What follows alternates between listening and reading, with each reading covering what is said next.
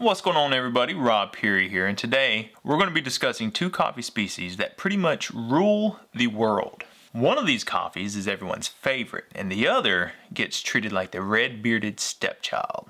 Let's dive in. Although there are more than 100 species of coffee, I think there's like 124 to be somewhere exact, the two most popular are Coffea Arabica and Coffea Canephora, also known as Robusta. Now, Arabica has many different types of varieties, as Typica, Bourbon, Geisha, Catimor, and many more. Canephora also has a few varieties. They have Robusta, Erecta, and Uganda, which is actually grown in Uganda. But to be clear and to mitigate any confusion, I just want to make it clear that Canephora and Robusta are kind of used interchangeably in the coffee industry. The species itself is actually Arabica and Canephora, but everybody just kind of says Robusta for the species as well. In this video, we're gonna keep it as Arabica and Robusta, but just know it is actually Canephora. If that makes any sense. I hope it does. That deserves a coffee break.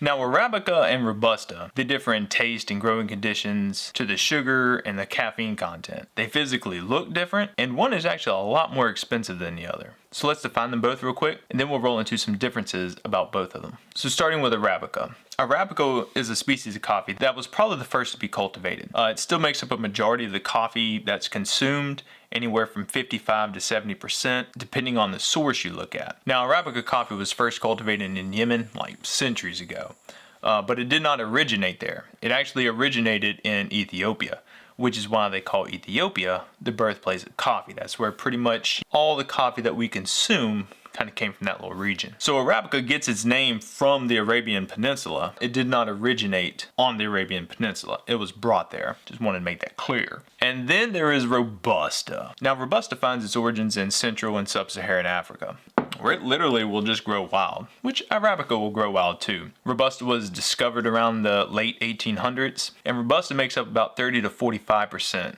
of the coffee consumed. Now, Robusta is actually growing in market share, demand, whatever you want to call it. Now, this is as of 2022, so these percentages may differ like, 5-10 years down the road. Now, Arabica and Robusta may have originated in the same area, but let's discuss some of the major differences between them. First of all is the taste. The taste, although subjective, is very different between the two. Arabica has a higher sugar content and has like that fruity, sweet, tangy type taste. You can get some really good flavors from it. Where Robusta is kind of woody, spicy, it can be very bitter, and some will say it even has a rubber taste. Now, I don't know who the first person was who actually tasted rubber, but thanks for taking one for the team. I appreciate it. Now, preferred taste can be completely different across the world, depending on the cultures. Most will add milk or some type of sugar derivative to Robusta coffee, and actually can create a very enjoyable cup. To make Robusta palatable to, somebody like me, I have to actually change the roast profile. I may have to change my entire brewing recipe.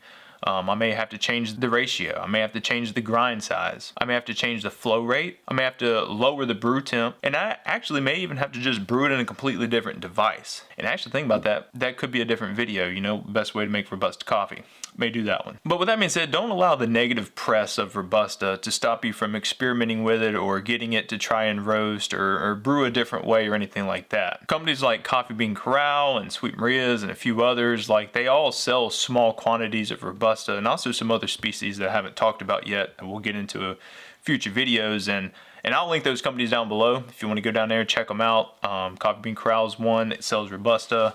I know they have a Vietnam. I think they have an Indian one now.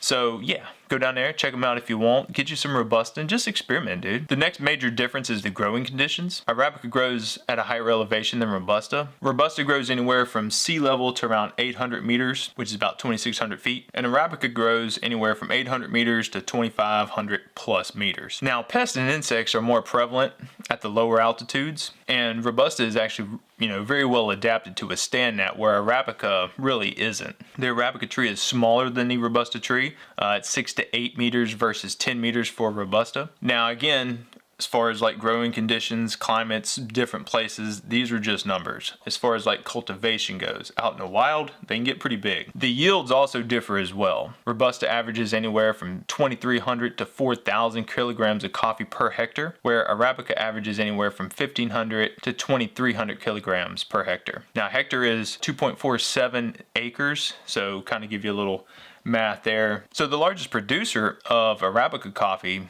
is actually Brazil. Now, they're not exclusively Arabica producing. They produce some Robusta as well, but the largest producer of Robusta is Vietnam. Now, again, that is as of 2022. Things could obviously change a few years from now if, you know, a country like the Congo takes over and it could get crazy. The coffee industry could just woo! Another big difference is the caffeine content. Arabica contains anywhere from 1 to 1.5% caffeine, whereas Robusta contains anywhere from 2 to 3% caffeine. So literally about double what Arabica has. Now, as we kind of discussed in the cultivation portion, some insects and pests and stuff like that are deterred because of the caffeine content in Robusta. That's what makes it able to withstand more of the pests and the bugs and also some of the diseases that may affect the plant. The next thing is sugar content. Arabica contains 60% more lipids and also twice the concentration of sugar than Robusta. This reason alone plays a big portion in why most people would prefer Arabica coffee over Robusta. They like the sweetness of it. They like that taste. It has some of them oils and stuff coming from it. Now, the extra sugars and lipids and stuff like that are in Arabica, and that's a huge portion of the roasting process. This is where the chemical reactions come from, the caramelizations, the amazing aromas of the Arabica coffee. And for that reason, Arabica is usually going to be priced at a much higher rate than Robusta coffee. And depending on the region and the quality of that cup,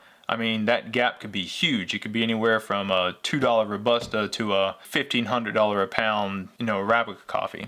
Another difference is the bean appearance. Arabica and Robusta both look different in their cherry form, their green coffee form, and also their roasted form. It may be just the process and the quality of coffee that I've purchased that is Robusta, but I've never seen it to be super clean or uniform or consistent or anything like that. Whereas if I buy some, you know, a Costa Rican or a Burundi or a Kenyan or something like that, it's usually very consistent. You know, the quality is always there, very minimal defects and stuff like that. Robusta beans are said to be more round, like the green and the roasted, but I've roasted them and honestly, they've been long shaped as well. So I think it really just depends. I'll give you a quick example of what they kind of look like and like how similar they can be. Now remember, this is just one sample out of hundreds that are out there, so don't base too much judgment on this one little sample size. So those are the main differences between Robusta and Arabica. As coffee crossbreeds and production spreads further into countries like the Congo, new coffee varieties and possibly even new coffee species could be discovered. Now, I'll be going over some of these in future videos. I definitely want to touch on Excelsa, Liberica, and Stenophylla. Now look, if I butcher any of these words, guys, I am sorry. I'm from the South. We have a hard time speaking English, although we speak English, so it's kind of tough. So yeah, definitely going to be looking to make some of those in the future. I want to go into kind of some more of the coffee history. I'm going to be working on that video. I want to put a lot of detail into that one. But yeah, hope you enjoyed this video. Hit me up in the comments if you have any questions. If I butchered any facts, I'm sure somebody down there will let me know. And I look forward to learning from you as well. A lot of times, like, y'all bring up things in the comments that I didn't realize. So I appreciate any feedback that you give me that may correct anything that I may have said wrong. Thanks for tuning in. Try some Robusta, experiment, and just enjoy the coffee journey, dude.